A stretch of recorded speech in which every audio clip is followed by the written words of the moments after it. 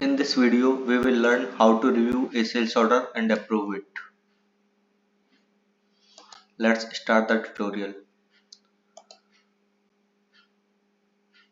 To see the list of pages for more sales management space, open the More drop down. Select Sales Planning and Analytics page. To check the notifications of the sales order, select My Inbox.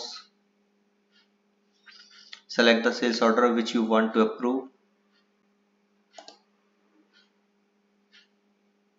To approve the sales order, choose Release. In the decision note, enter Approved and choose Submit. Now we have successfully approved the sales order. Thank you.